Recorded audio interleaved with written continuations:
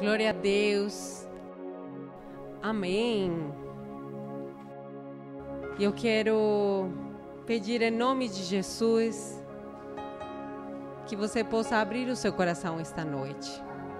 Abrir o seu coração para o manancial do Senhor.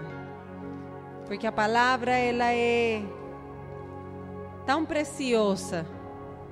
Ela é tão especial. É um tesouro tão difícil de descrever, que quando você abre seu coração, ela cai como sementes, que elas começam a brotar, e cada sementinha que brota na sua vida, no seu coração, ela gera uma característica nova em você, uma promessa de Deus em você, um fruto de Deus em você. É por isso que nós chamamos essa palavra de viva, eficaz e poderosa, porque é a palavra do Senhor. Então eu quero convidar você para fechar os seus olhos nesta noite. Vamos orar juntos e pedir ao Senhor para falar conosco. Obrigado, Deus amado. Nós sabemos, Pai, que todas as coisas neste mundo vão terminar. Tudo que nós vemos com nossos olhos naturais vai terminar. Mas aquilo que o Senhor semeia em nossas vidas está produzindo um fruto incorruptível que vai transcender através dos séculos e pela eternidade, Pai. E é isso que nós vimos buscar aqui nesta noite. Sabemos, Senhor, que como ouro refinado, este é um ano de transformação de caráter, Senhor. E nós somos privilegiados, agradecemos, Senhor, por ter nos colocado nesse processo onde Teu Espírito Santo está nos ensinando com tanto detalhe, com tantos exemplos, tudo que tem a ver com o nosso caráter cristão, Pai. Nós não queremos ser iguais, Pai. Eu quero te pedir em nome de Jesus, que cada semente, cada palavra, cada lição que vem da Tua palavra, Deus, ela venha transformar nosso ser. Ela venha cumprir o propósito pelo qual o Senhor enviou. Ela venha, Senhor amado, a brotar uma semente incorruptível que se transforme numa árvore frutífera, Pai. Uma árvore de fruto bom e permanente, Senhor. Nós queremos ser transformados para que Tua glória venha brilhar, para que Teu nome venha a ser exaltado, para que não vivamos simplesmente neste mundo como religiosos, mas como verdadeiros cristãos, Senhor. Em nome de Jesus, forma a nossa vida. Abrimos nosso coração, Espírito Santo. Fala conosco nesta noite. É o que eu te peço em nome de Jesus. Amém. Glória a Deus. Quantos estão preparados para estudar a palavra do Senhor? Amém. Glória a Deus. Quantos aqui querem ser verdadeiramente transformados pelo Senhor? Glória a Deus. Então hoje vamos estudar a lição de número 2 e já começamos essa nova revistinha chamada O Caráter do Cristão. Para você que tem sua revista, você pode abrir a lição de número 2. E essa lição que nós vamos estudar hoje, ela tem o título Abel, exemplo de caráter que agrada a Deus. Abel, exemplo de caráter que agrada a Deus. Então, vocês que já começaram a estudar essa revista, vocês estão vendo como essa revista, essa nova revista, na verdade é continuação da revista anterior. Nós vimos na revista anterior, chamada O Fruto do Espírito Santo, todas as características do fruto do Espírito Santo. Mas agora nessa revista, nós vamos ver de uma forma prática e através de exemplos, pessoas como você e como eu. Vamos ver que o caráter do cristão, ele realmente pode ser transformado e ele é transformado pela palavra. E ele chega a ser lapidado de forma que você pode ser provado como ouro. Isso é capaz de fazer a palavra do Senhor na sua vida. Então, olha só como lembrança. O caráter do cristão, e sempre que você escuta essa expressão, o caráter do cristão, tem a ver com a produção do fruto do Espírito Santo na sua vida, ou na vida de uma pessoa. Por que se dá essa produção do Espírito Santo? Conforme você se aproxima de Deus, caminha com Deus e permite que a palavra de Deus, ela tenha vida em você, o cristão, ou a pessoa que se converte a Cristo, é inevitável que ela começa a mudar, ela começa a se transformar. E ela vai se transformando de uma forma que cada dia vai se parecendo mais com Jesus. Não é verdade? Eu não sei se vocês sabiam, mas esse nome de cristão, ele não foi dado por Deus. Na verdade, esse nome de cristão nasceu na igreja de Antioquia e foi colocado pelas pessoas, porque eles começaram a ver aqueles homens e mulheres que se chamavam seguidores de Cristo. E eles começaram a ver que eles se pareciam com uma pessoa que também caminhava por ali. Eles se pareciam com Jesus. Certamente eles deviam falar como Jesus. Eles deviam ter o mesmo trato com as pessoas que Jesus tinha. Por isso que eles colocaram para esses homens em Antioquia o nome de cristãos. Olha que maravilha. E esse é o propósito da sua vida. Esse é o propósito da minha vida.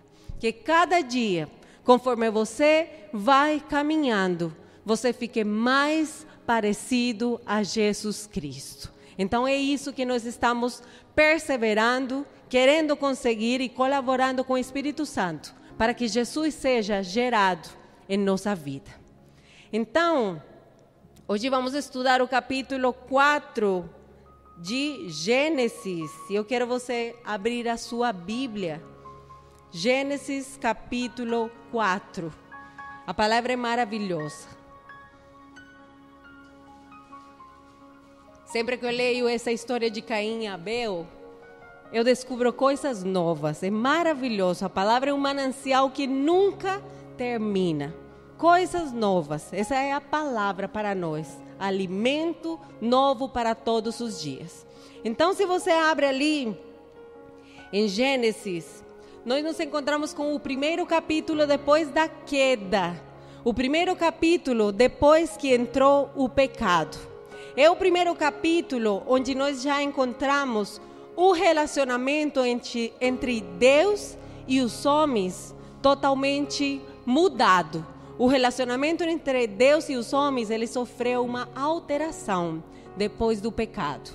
E ali nesse capítulo 4 de Gênesis, por causa desse pecado que entrou no mundo, nós vamos encontrar violência, nós vamos encontrar poligamia, nós já encontramos inveja, assassinato, maltrato contra as mulheres, ou seja, todas as características de um mundo caído, que são as características do mundo no qual nós estamos vivendo hoje. E nesse mundo de Gênesis capítulo 4, vão nascer 2 bebês, ou vamos falar 2 crianças que se tornaram jovens, que foram Caim e Abel. Eles vêm e nascem em um momento bem conturbado da história. Ou seja, um momento onde seu pai, sua mãe, eles tinham sido expulsos do jardim do Éden. E é muito interessante aqui, antes de entrar a ler essa história, algumas coisas que eu percebi. Olha só, coisas em que nós não devemos cair e julgar. Olha só, 2 irmãos, Caim e Abel.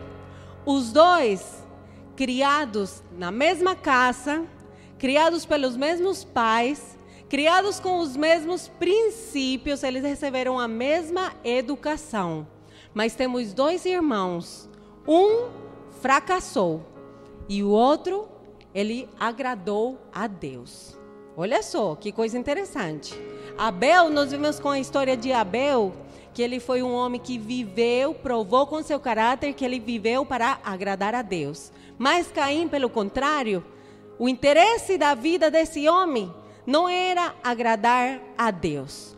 Mas por que eu estou falando isso? Porque eu estou colocando esse ponto ali. Eu quero ressaltar o seguinte: embora a educação dos pais, ou seja, a educação que você dá para seus filhos, ela é muito importante na formação do caráter cristão saudável dos seus filhos, ela não é a garantia de que eles nunca vão falhar. Você está escutando? Ela não é a garantia. E nós vemos isso no exemplo de Caim e Abel. 2 homens, mesma educação, mesmos pais. Um fracassou e o outro agradou a Deus. Então a educação não é a garantia. Qual é a garantia de que o caráter de uma pessoa será formado e lapidado? A única garantia é Jesus Cristo. É a única garantia.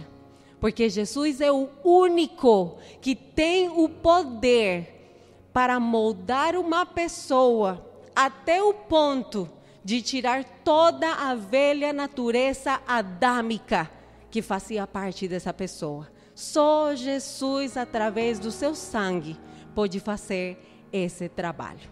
Então, por que eu quero começar falando isso?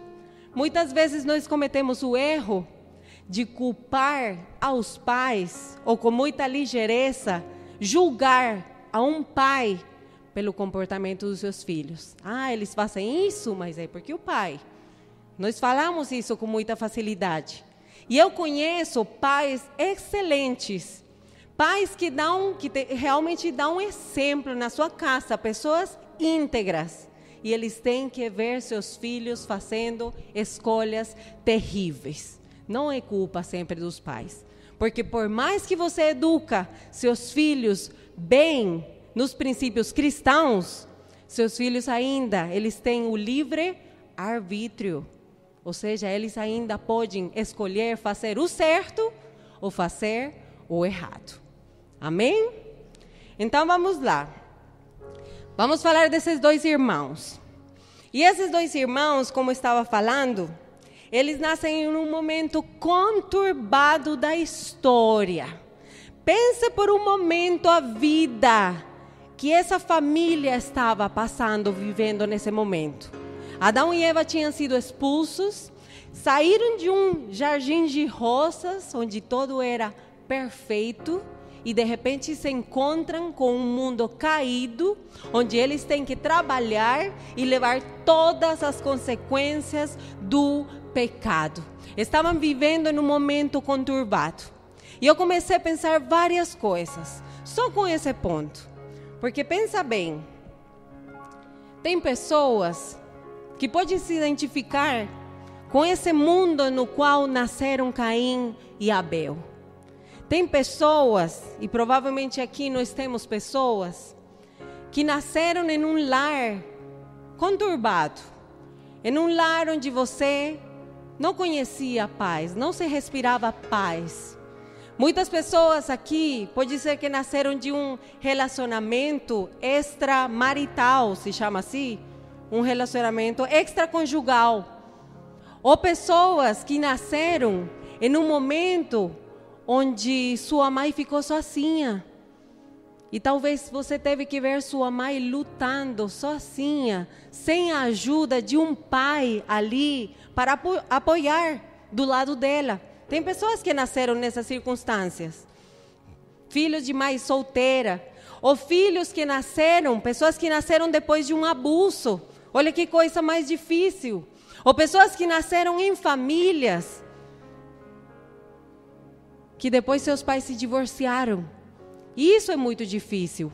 Isso é muito conturbado. Quando você nasce em circunstâncias como essa, que foi mais ou menos o que aconteceu com Caim e Abel, parece que tudo está pronto, conspirando para dar errado. Não parece? Parece que a vida dessa pessoa não vai virar nada, essa pessoa não vai conseguir fazer nada na sua vida pelas circunstâncias nas quais ela nasceu.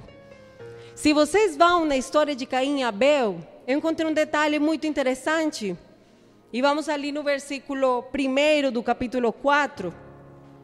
Olha que coisa. Adão teve relações com Eva, sua mulher, e ela engravidou e deu à luz a Caim. E disse ela, com o auxílio, olha como ela celebrou, com o auxílio do Senhor, eu tive um filho homem. Mas ela voltou a dar à luz, e desta vez a Abel, irmão dele. Eu não sei se vocês prestaram atenção, somente até ali, não continue lendo. Olha que coisa interessante. Quando Eva teve seu primeiro filho depois da queda, que foi Caim, ela celebrou. Ela eleva a sua oração ao céu e agradece a Deus por esse filho que ela teve. Mas quando nasceu Abel, o que ela falou? O que ela falou? O que ela falou da sua boca? Nada! Pode falar. Não falou nada. Olha só que coisa interessante. Quando nós lemos isso, você pode até pensar que ela recebeu com muita mais alegria seu primeiro filho. E mesmo sendo um filho que foi bem recebido, ele fracassou. Mas aquele outro filho não teve uma celebração. E eu pensava quantas pessoas em nosso meio não nascem dessa forma. Talvez eles não são esperados por seus pais. Talvez eles não estão nascendo num momento onde seus pais estavam preparados para ter uma criança. Provavelmente seus pais não tinham expectativa, não teve uma festa para receber você. Mas isso não significa que as coisas vão dar errado na sua vida. Você pode ter certeza disso. Qualquer que seja o lugar onde você nasceu, as circunstâncias onde você nasceu, aquilo que determina o sucesso da sua vida é a lâmpada aos seus pés, guiando o seu caminho, um caminhar constante em obediência ao Senhor. Lembre-se sempre disso. Mesmo que o mundo não esperava nada de você, Deus espera muito de você. E mesmo as pessoas que estão nessa vida como fruto de um abuso, elas foram colocadas neste mundo por Deus. Não pense que foi Satanás quem trouxe essas pessoas, não. Nunca, ele não tem poder de dar a vida. Tem muitas pessoas que são abusadas e não ficam grávidas. Foi Deus quem te trouxe nesse mundo com um plano. E a ausência de expectativas não significa que tem ausência do plano e do propósito de Deus na vida de uma pessoa. O mundo pode pensar o que seja. O importante é que Deus te trouxe porque você é um escolhido. Você é uma escolhida. Então, olha só. Caim e Abel eram dois homens religiosos. E eles cresceram, e vamos ali no versículo 2, na segunda parte. E nós vamos ver que esses dois homens, eles foram ensinados por seus pais. Eles foram ensinados a cultuar a Deus. Então, eles se juntaram para oferecer um culto ao Senhor. Eu imagino que seus pais, eles falaram com eles, explicaram por que eles tinham sido expulsos do jardim do Éden. E eles ensinaram seus filhos que não valia a pena caminhar longe ou independente de Deus, tentar fazer as coisas da sua forma. Eles ensinaram a adorar a Deus. Então esses dois filhos, eles vão oferecer um culto ao Senhor. E como todo culto completo, eles terminam com uma oferta. Então olha só, e vamos ler ali, no 2b. Abel tornou-se pastor de ovelhas, e Caim, agricultor. Versículo 3. Passado algum tempo, Caim trouxe do fruto da terra uma oferta ao Senhor. E Abel, por sua vez, trouxe das partes gordas, das primeiras crias do seu rebanho. E o Senhor aceitou com agrado a Abel e a sua oferta, mas não aceitou a Caim e a sua oferta. Então eles trouxeram uma oferta ao Senhor. A oferta de Caim, ela foi rejeitada por Deus, não foi aceita. E a oferta de Abel, ela foi aceita. E ali nós entramos em uma discussão, em uns assuntos bem interessantes. Por que será que a oferta de Caim não foi aceita pelo Senhor? Será que era uma oferta falsa?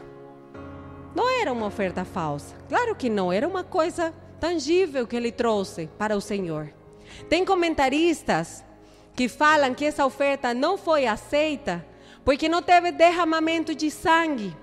Mas isso não tem fundamento bíblico. Porque se nós lemos Levítico, nós vemos ali que Deus também, Ele instituiu esse tipo de oferta de cereal. Era uma das ofertas aceitas por Deus. Então esse não foi o motivo pelo qual foi rejeitada. Qual foi o problema? O problema aqui é que nós precisamos aprender que uma oferta é uma adoração a Deus. Uma oferta é uma adoração a Deus.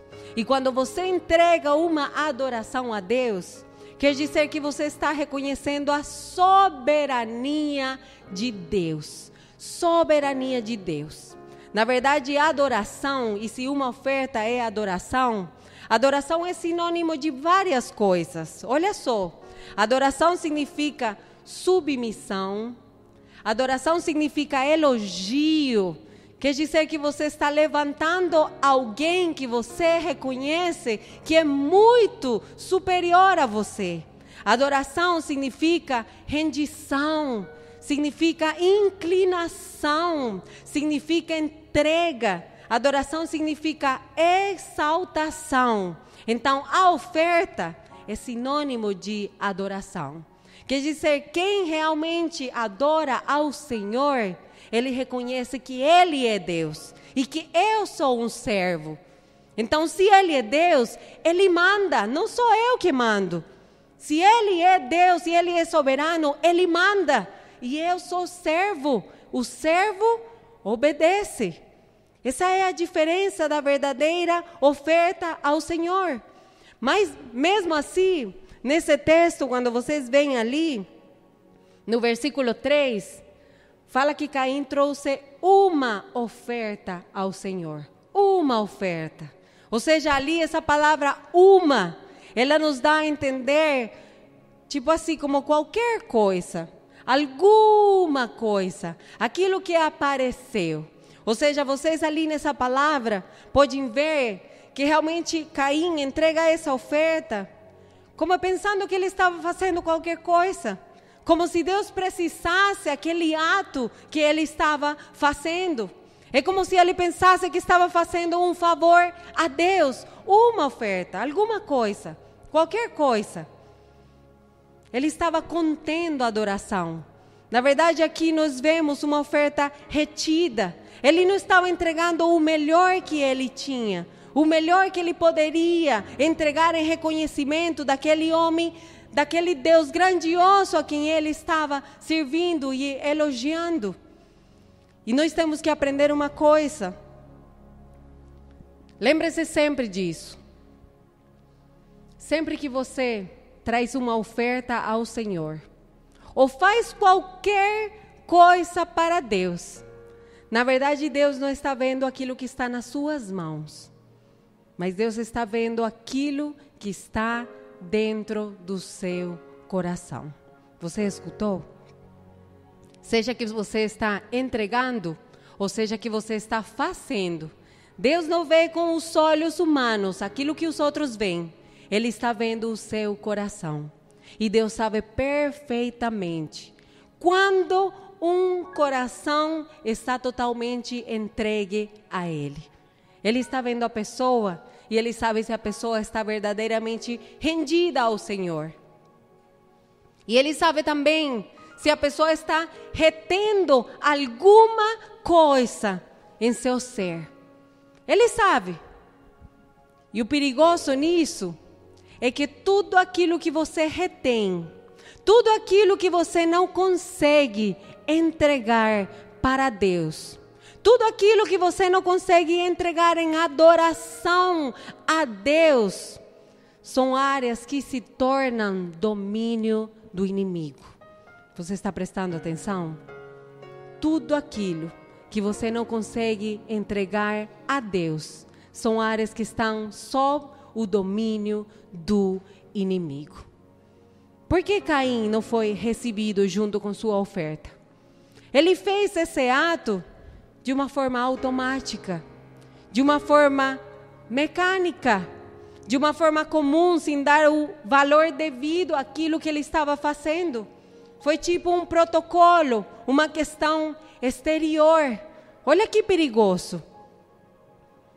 Olha que perigoso, mecânico. Não é uma coisa que está muito longe de nós. Porque infelizmente, quando o cristão vai caminhando, muitas vezes começa a fazer as coisas para o Senhor de forma mecânica. E foi o que aconteceu com esse homem. Mas Abel, por outro lado, ele entendia a oferta de uma forma totalmente diferente. Porque ele trouxe o melhor. Fala ali, ele trouxe as partes gordas do seu rebanho, mostrando que ele estava entregando o melhor que ele tinha para o Senhor. E não somente as partes gordas, ele trouxe as primeiras coisas, simbolizando que Deus era o primeiro na sua vida, a prioridade do seu ser, o mais importante que ele tinha. É por isso que Deus se agradou. Porque ele realmente estava louvando, adorando ao Senhor. E adoração, amados, não significa cantar, ou vir na igreja simplesmente 2 vezes por semana e cantar umas canções que já sabemos. Não é isso simplesmente adoração. Adoração significa obediência. De nada serve uma pessoa cantar muito lindo, levantar as suas mãos, se sua vida não obedece e não agrada ao Senhor. Porque na verdade a adoração é reconhecer que eu vivo para agradar a Deus. Que cada ato da minha vida, eu quero que Ele tenha um sorriso do Senhor. Adoração significa isso, obediência. Significa apresentar o melhor que você tem ao Senhor. Significa uma entrega total. Significa uma entrega sincera, uma entrega de todo o coração.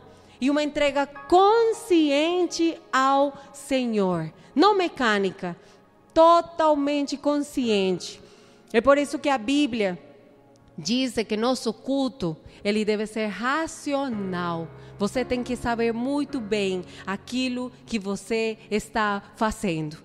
E quando eu faço isso ao Senhor, estou reconhecendo, o Senhor é santo. Abel, ele estava reconhecendo, o Senhor é santo e eu preciso da sua misericórdia. Eu sou um pecador. Se não fosse pela tua graça, pela tua misericórdia, eu estaria totalmente perdido. Essa é a oferta que ele fez ao Senhor. Como é nossa vida em relação a isso? Em tudo isso, nós devemos ler a palavra e sempre examinar o nosso ser. Porque todas as pessoas, elas estão em alguma dessas categorias. Ou você se parece com Caim, ou você se parece com Abel. É um ou é o outro. Como é a sua vida? É sua vida uma entrega consciente ao Senhor, junto com tudo que você faz para Deus? Olha que coisa interessante. Nosso desafio nesse tempo é chegar a ser como Caim. Não, como Abel, desculpa. Como Abel, em uma geração de Caim.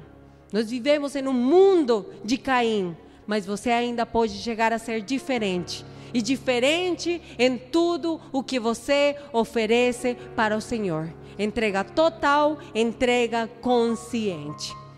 É tão importante, amados, isso em nossa vida, e é tão importante para Deus esse assunto das nossas ofertas, que o momento da oferta, olha, é tão delicado para Deus, é tão sagrado, vamos colocar assim, é um momento tão espiritual, que Deus dá instruções bem precisas para cada vez que você vai preparar alguma coisa para entregar ao Senhor.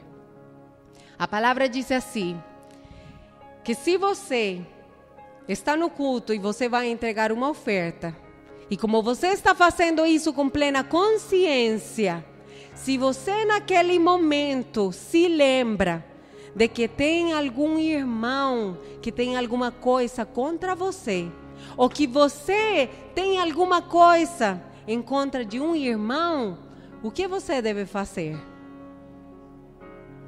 Pegar essa oferta, deixar ela ali do lado, ir primeiro se reconciliar com essa pessoa, amém? E então pegar a sua oferta e ir entregar ela, não é verdade? Com consciência, com santidade, com mãos limpas, porque, amados, a igreja, ela recebe todas as ofertas, mas de todas as ofertas que são entregues na igreja, nós não sabemos quais delas estão sendo recebidas pelo Senhor. Olha só, nós podemos enganar os homens. Ninguém sabe se você tem alguma coisa contra um irmão, alguma dívida contra uma pessoa, mas Deus sabe seu coração. E a Deus você jamais poderá enganar. Então, a oferta é momento de rendição. Abel entendia disso. É tão interessante os comentários sobre essa entrega de Abel, que tem comentaristas que falam que, na verdade, quando ele mata esse animal para oferecer a Deus, Abel estava reconhecendo que ele era merecedor da morte por causa do seu pecado. Ele era merecedor de punição, ele era merecedor do inferno. E na verdade ele faz esse ato em um clamor pela misericórdia do Senhor. Os comentaristas falam, na verdade, que quando ele mata aquele animal, ele está reconhecendo que ele merecia morrer. Mas como ele não era Deus, que é o dono da vida, ele não podia tirar sua própria vida.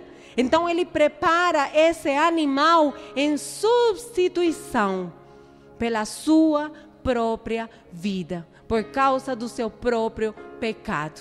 Ou seja, com esse ato, ele está praticamente fazendo um sacrifício, com o qual ele está falando, eu não posso entregar aqui, não posso me entregar, porque não posso acabar com a minha vida, mas eu estou oferecendo tudo para o Senhor, eu estou me entregando para o Senhor. É por isso que Abel foi chamado de justo. Com quem você se identifica? Com quem você se identifica? Com qual desses dois personagens? Quando você vai entregar qualquer coisa para o Senhor. Meu sogro, ele uma vez me falou uma coisa que eu nunca vou esquecer. Ele me falou assim: filha, a oferta é aquilo que completa nosso culto. Se você não oferta ao Senhor, você está fazendo um culto incompleto, porque isso é aquilo que você pode entregar ao Senhor. Então ele me falou assim: sempre antes de sair para a igreja, eu conscientemente na minha casa, eu faço uma oração em gratidão ao Senhor, e eu preparo com muito carinho aquilo que eu vou entregar ao Senhor, porque é isso o que completa o meu culto. Olha só que coisa maravilhosa. Nós devemos aprender com isso, amados, porque o perigo da caminhada, do passar dos anos depois que você conhece o Senhor, é que as coisas podem se tornar mecânicas. E quando você se torna mecânico, não tem como agradar ao Senhor. Então, olha só. Vamos ali no versículo 5. Mantenha a sua Bíblia ali aberta. Versículo 5. E diz assim: o Senhor aceitou com agrado a sua oferta, mas não aceitou a Caim e sua oferta. Por isso, Caim se enfureceu o seu rosto e se transtornou. Olha só, vamos até ali. Enfureceu o seu rosto e se transtornou. Olha só que coisa interessante. E eu te pergunto, por que será que Caim ficou irado? Vocês que já conhecem a história. Por que Caim ficou irado nesse momento? Por quê? Por inveja. Eu estava pensando uma coisa muito importante. Ele ficou irado ainda dentro do culto. Ainda dentro daquele momento de adoração. Não estamos falando que ele ficou irado porque estava brigando com seu irmão fora, ou porque estava ali resolvendo uma situação, sei lá. Dentro do culto, ainda dentro do culto, em um momento de adoração, irou-se este homem simplesmente porque ele viu que aquilo que seu irmão fez agradou ao Senhor. Então um sentimento começa a se gerar dentro dele. E preste muita atenção, porque nós com esse versículo, com essa porção tão pequenininha, nós ali já podemos prestar atenção em muitas coisas. Você, ainda dentro do culto, tem um inimigo ou uma inimiga, que é a sua carne.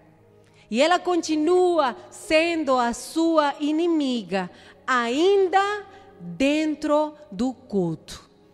Dentro do culto foi onde se gerou esse sentimento na vida de Caim. Então existe a possibilidade de que uma pessoa dentro do culto, ela pode gerar um sentimento de opressão, de ciúmes, ela pode ficar atribulada, ela pode ficar escandalizada, ela pode dentro do culto ficar incomodada com um irmão por vários motivos. Isso que aconteceu com Caim acontece em todas as igrejas da terra. É uma coisa comum. De repente uma pessoa está ali sentada e ela não aguenta a pessoa que canta. E um sentimento começa a se gerar dentro dela. Ou ela está ali e vê um irmão que é chamado para o serviço, mas ela não concorda. E um sentimento começa a ser gerado dentro dela. Ou ela vê aquilo que Deus faz na vida do outro irmão. Ou escuta um testemunho. Ou vê uma pessoa que é promovida, que é chamada para o ministério. Ou vê aquele que canta e fala: nossa, eu faço melhor, eu deveria estar ali. Estou colocando somente exemplos, porque nós vemos Caim e falamos: nossa, pelo amor de Deus. Mas aquilo que aconteceu com ele pode acontecer com qualquer de nós. Um sentimento gerado dentro do culto. E é possível uma pessoa dentro do culto, ela sair atribulada, oprimida e pior do que ela entrou, por causa daquilo que permitiu gerar em seu coração, ainda em meio do culto. Então olha o que diz o versículo 6. O Senhor disse a Caim: por que você está furioso? E por que se transtornou o seu rosto? Olha que coisa linda. Deus sabendo de tudo. Ele sabe tudo o que você está pensando no momento do culto. E ele sabia aquilo que começou a se gerar em Caim ao ver o seu irmão. Então Deus já fala, já dá uma chamada de atenção dentro do culto. por que você está enfurecido? Por que seu rosto ficou assim? Ou seja, nós vemos uma preocupação de Deus. Na verdade, quando Deus fala isso para Caim, Ele queria que ele se consertasse antes de ir para a sua casa. Ele não queria que Caim saísse sentindo tudo o que ele estava sentindo. Deus queria falar, para aí, se conserta. Conserta com seu irmão. Você não tem que ficar dessa forma. Porque Deus sabia o que podia acontecer se ele saía dessa forma do culto. E já vamos falar sobre isso. Mas olha o que acontece no versículo 7.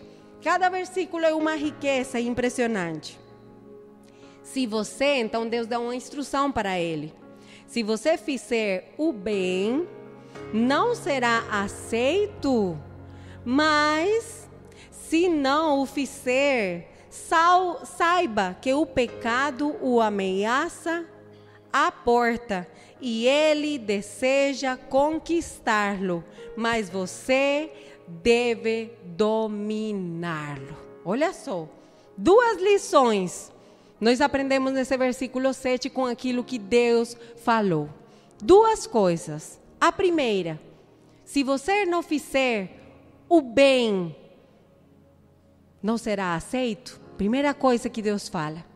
E isso para nós é muito importante. Porque Deus basicamente está nos falando. Você pode ter todas as limitações do mundo. Você pode ser que não tem a formação, o entendimento, às vezes não tem as habilidades, não tem os talentos, não tem os recursos. Mas Deus basicamente está falando, se você fizer bem, você vai ser aceito. É aquilo que diz a palavra. Tudo o que fizerem de palavra ou de obra, façam como para Deus. E se você vive dessa forma, tudo que você faz, sabendo que faz para Deus, você faz bem feito, você pode ter certeza que em meio das limitações, você vai agradar a Deus. E Deus, em meio das suas limitações, se você fizer bem feito, Ele sempre vai te levantar. E segundo conselho que Ele dá, segunda coisa que Ele fala nesse versículo, o pecado o ameaça à porta. E ele deseja conquistá-lo. Olha só que coisa interessante. Eu fiquei pensando ali. Caim e Abel, como se eles estivessem nesse momento de culto, de adoração.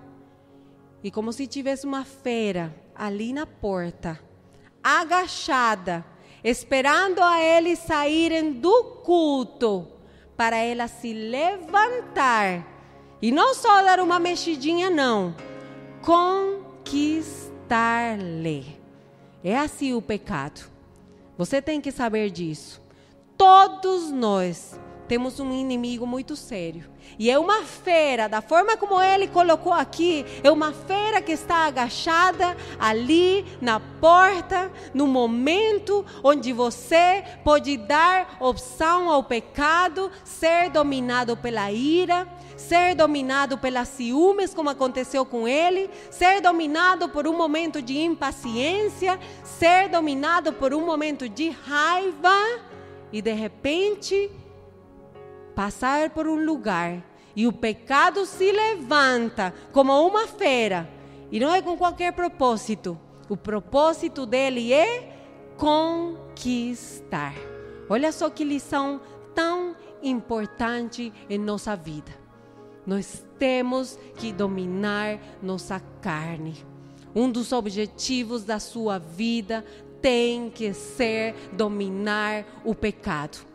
Porque se nós em Cristo não conseguimos dominar o pecado vai nos dominar. E Ele não só te domina, Ele te conquista. E o que acontece?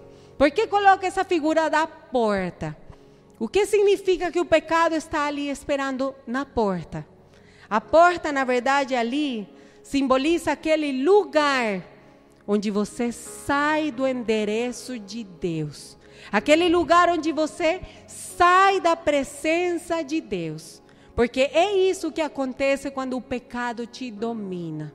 Quando qualquer área da sua vida, ela começa a governar em seu ser. O que ela vai fazer é com que você vai longe da presença de Deus. O pecado ameaça a porta e ele deseja conquistá-lo. Deus fala para Caim: por que você está irado? Por que você está enciumado? Oh, abra os olhos, não saia dessa forma. Pelo amor de Deus, não passa por essa porta. Porque se você passa por essa porta com esse sentimento que está dominando, aquela fera vai se levantar e vai te dominar. E Deus advertiu ele disso. Não saia. E essa é uma boa instrução de Deus para a nossa vida, sabia? Sempre que você sabe que tem alguma área na sua vida que está se levantando, ou que você tem passado por um momento de muita ira, onde você tem perdido seu eu e está sendo dominado por uma força negativa. Deus nos disse também isso: não saia. Fique ali quietinho, vá buscar a minha presença antes de ir para a rua. Porque Deus sabe o que pode acontecer se nós sairmos dominados pelos nossos sentimentos. Então, olha só. Versículo 8. Disse, porém, Caim a seu irmão Abel: vamos para o campo. E quando estava lá, Caim atacou o seu irmão Abel e o matou. Olha que coisa tão terrível. Tem consequências muito grandes. Nós pensamos que uma coisa tão pequena, ela não pode chegar a te dominar, como para ter uma consequência dessa. Mas tudo começa com um sentimento gerado em seu coração. Caim matou ao seu irmão, porque ele não escutou o conselho de Deus nesse momento. E nós ali temos o pecado de assassinato. Mas na verdade, na nova aliança, que é a partir do sangue de Cristo, o que você precisa para assassinar uma pessoa? Eu te pergunto. Palavras. Você não precisa uma faca para assassinar uma pessoa. Você precisa simplesmente palavras. E vamos abrir a Bíblia em Mateus. Abra sua Bíblia em Mateus 22, porque nós falamos: nossa, mas Caim foi terrível. Nós podemos ser igual a ele. Nós podemos ser assassinos também. Mateus 5, 21.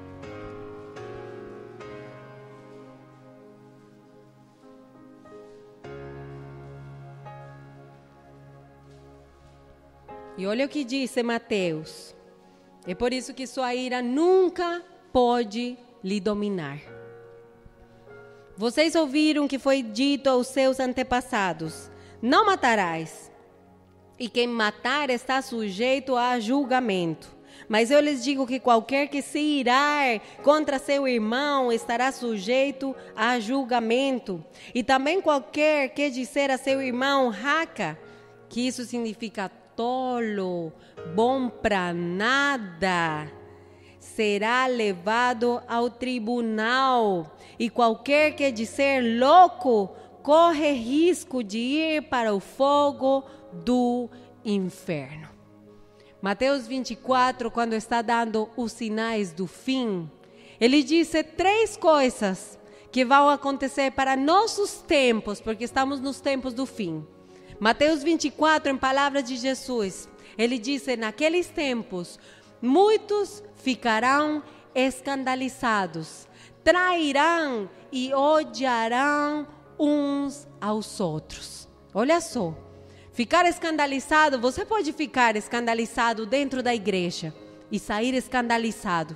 Eu conheço muitas pessoas que saem escandalizadas das igrejas. E pessoas, porque aqui fala, muitos trairão e odiarão. Trairão quer dizer negar uma pessoa.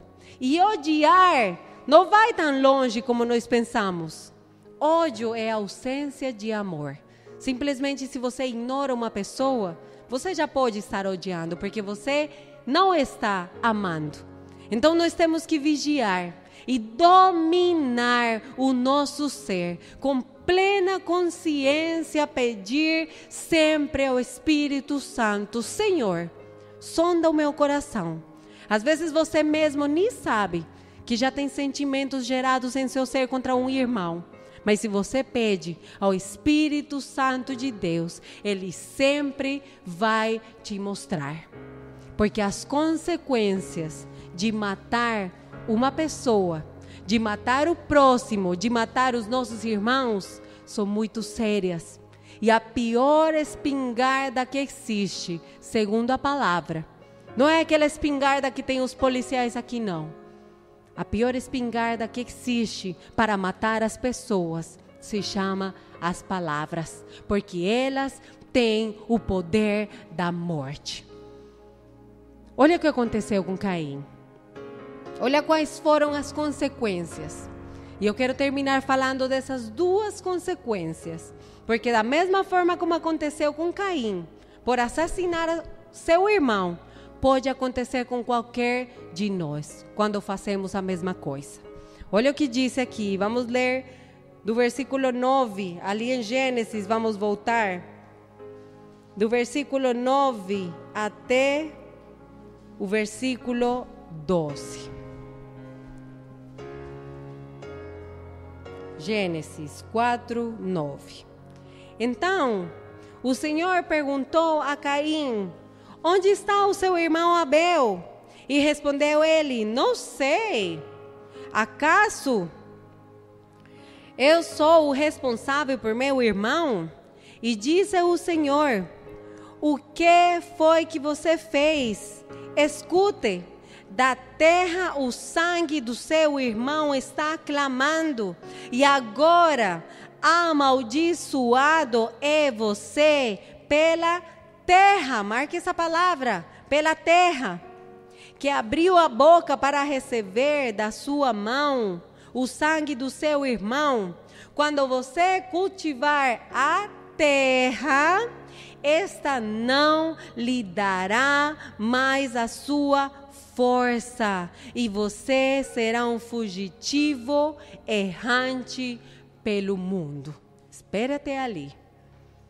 Eu te pergunto, com que trabalhava Caim? Com a terra. Com a terra, por isso ele trouxe o fruto da terra. E o que aconteceu com a terra? Olha só qual foi o castigo. Aquilo ou aquela que era sua aliada, de repente, por causa, como consequência daquilo que ele fez, se tornou a sua inimiga. Ou seja, aquilo que ele sabia fazer muito bem, era a sua aliada, era o seu trabalho, de repente não vai dar mais o seu fruto. Aquilo no qual Deus tinha dado graça para ele fazer, um bom dia termina, se torna o seu inimigo. O que quer dizer isso para nós? O que poderia acontecer com a nossa vida se nós assassinamos um irmão? Vamos supor que uma pessoa canta muito bem, sua voz é seu instrumento. Se um dia essa pessoa assassinar alguém, aquela voz que era a sua aliada, ela pode se calar. Ou vamos supor que você é uma pessoa que tem sido ótimo para os negócios, para comprar, para vender, para negociar. Mas como consequência de assassinar uma pessoa, pode acontecer que aquilo no qual você tinha muita facilidade, era como a terra para Caim, aquilo que foi o seu sustento, um bom dia você não consegue mexer mais com isso. Você não consegue negociar mais. Ou vamos supor que uma pessoa tem habilidade com as suas mãos. Ou é um mecânico, consegue consertar as coisas, ou consegue criar coisas com as suas mãos. Mas como consequência de assassinar um irmão, pode acontecer que aquilo que ele fazia com tanta facilidade, um bom dia acaba a criatividade, acaba a facilidade que essa pessoa tinha. Aquilo que era seu aliado se torna seu inimigo. Ou uma pessoa era muito boa para escrever, inspirado, aquilo era seu aliado. E um bom dia acaba a inspiração. Você não consegue escrever mais. Pode ser consequência. Essa foi a consequência de Abel. A graça que Deus tinha dado, um bom dia, ela terminou. E aquilo que era seu maior instrumento de trabalho se virou contra ele. Por quê? Simplesmente porque aquilo que Caim deveria ter confessado de joelhos, ele fez de conta que nada estava acontecendo. Ignorou o conselho de Deus e ele saiu. Simplesmente por isso. E eu quero falar da segunda consequência para terminar. E vamos ler ali mesmo no Gênesis, o capítulo 13. E isto eu achei tremendo. Olha só. Deus falou muito comigo nesse versículo. Versículo 13. Disse Caim ao Senhor: meu castigo é maior do que eu posso suportar.